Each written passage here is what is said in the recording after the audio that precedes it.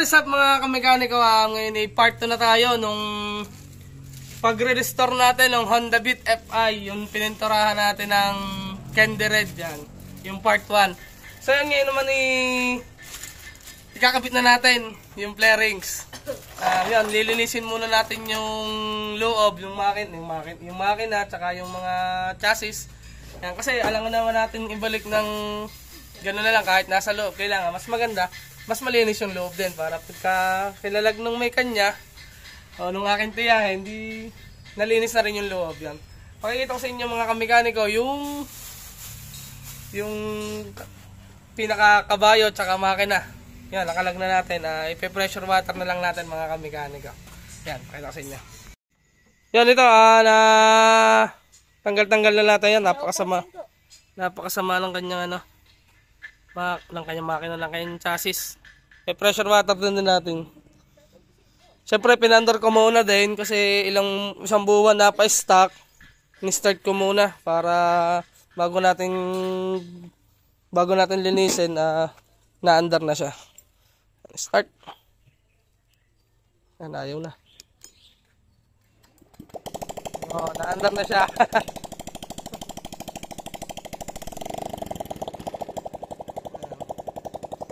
Alright. Carwash na lang natin mga kamekaniko. Linisin natin to. Basta yung mga kailangan natin linisin sa makina, lilinisin natin mga kamekaniko. Alright, mamaya na lang pagka nalinis na natin. Yan mga kamekaniko, nabawasan na natin ng konting dumi itong Honda Beat na ginagawa natin. Yan, malinis na yung kanyang wiring, hindi na gaya kanina. Yan, sinunblast na rin natin yung mga crankcase. Yan, ngayon naman bubuuin na natin siya mga kamekaniko. Kakabit muna natin yung dalawang gulong para mapatayo natin. Wala kasing center stand eh. Yan, kakabit na natin yung mga kauling na bagong pintura pala na fairings. Kakabit na natin. Malilis-nilis na siya. Hindi gaya nung dati. Yan, let's go. Kabit na tayo mga kamekaniko. Pasensya na nga pala kayo at ang boses ko medyo malat kasi kagagaling ko lang sa trangkaso. Yan. Kabit muna tayo ng gulong. Let's go. Yan mga kamekaniko, bago ko nga pala lagyan ng gulong ay nilinis ko muna siya mga kamekaniko. Yan o. Yan, ang ganda si babaw. Tapos lagyan na natin yung gulong yan. Nilagyan ko ng grasa. Yan, malalagyan na natin yung kanyang mags. Lagay lang natin yung mga oil cleaner dito para yan, okay na siya, para na siyang bago. Yan, let's go.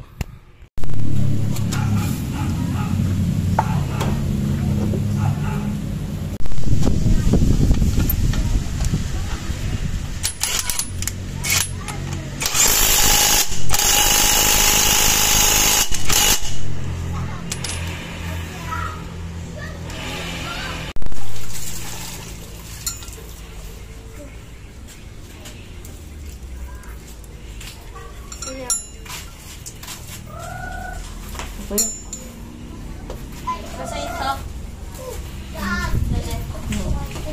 No?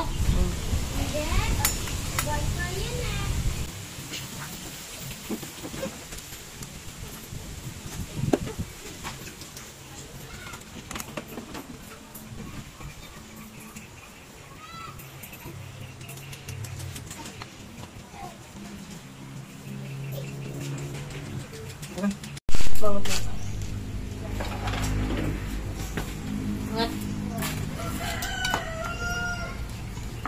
Sobra.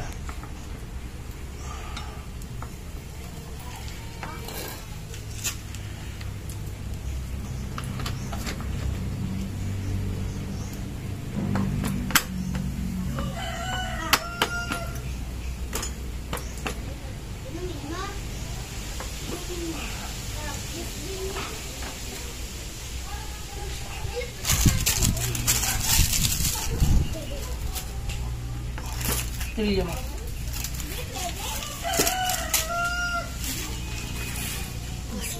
Makulit ka na sa kanya. Yan nga, makulit ka yung sa puti. Labas na labas.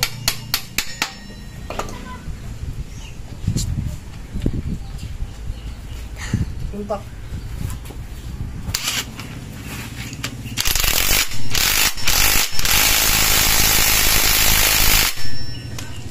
isa.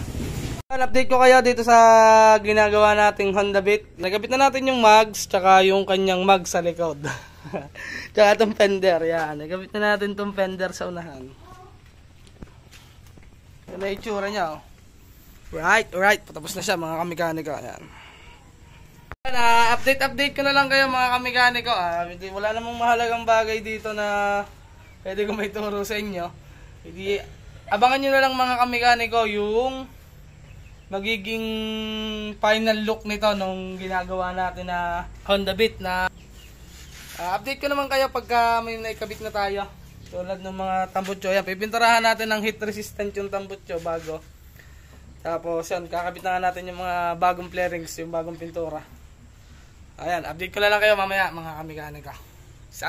Update ko kayo, 9:20 na ito, nakabit na natin yung kanyang mga outer flarings. O, inner pala. Outer naman eh. Yeah. Yan. Kabit na natin. Yan. Next na natin ikabit to. Itong nirepaint natin na cowling. Yan. Dito. Alright. Yan. Update na lang, mga kamekanika. Kabit lang natin to. Let's go! So yun nga, mga kamekanika. Natapos na natin. Pasensya na kayo at hindi ko na napakita sa inyo yung pag-i-install ng flarings. Hanggang doon lang tayo sa inner flarings lang yung napakita ko sa inyo. Kasi yung cellphone natin inapuno na naman ng memory. Yan. Naikabit na natin lahat yung kulay red na flarings niya. Yan. Natapos na natin. So pakikita ko sa inyo yung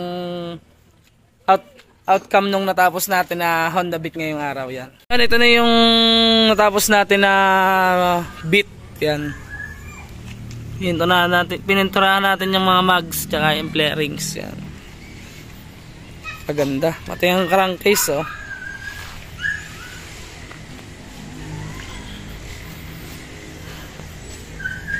Oh, diba? Tapos nilinis natin yan, yung gitna. Yan. Pati yung pipe. Pininturahan din natin yung pipe. Ano?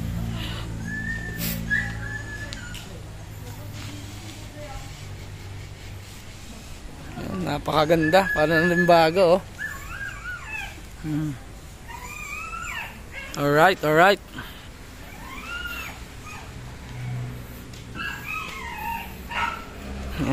inigala ko na kayo sa ating natapos ngayon, mga kamekaniko. Yan, oh. Ito yung repaint natin, semi-glossy. Oh. Yan, napakaganda. Tapos yung decals niyan, order lang natin sa Shopee. Salamat, Shopee. Yan, oh. Shopee lang po yung decals niya, no. Binaon ko lang sa top coat. 'Di ba? Napakaganda.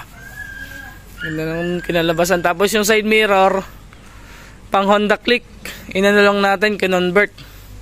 Tapos bumili tayo ng original na pang MIUI yan na handle grip. Yan. Tapos nirepaint lang natin, pananghingi lang natin, tapos nirepaint lang. Diba? Napakaganda. Bumalik sa dati, parang bago na ulit. Alright. Yun, bibigyan ko nga kayo, mga kamekaniko, ng kapirasong montage. All about me, that's the energy. That's that lemon pepper thing. I'm a 10-piece, baby. Bedroom bully in a bando. He gon' make it flip, do it with no handles. Never switch your sides, only switching angles.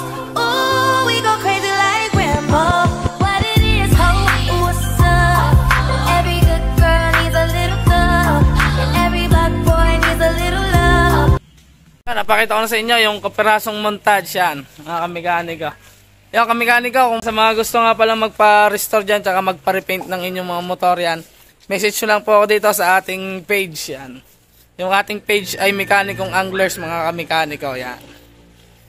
Yun lang, mga kamekaniko. Peace out!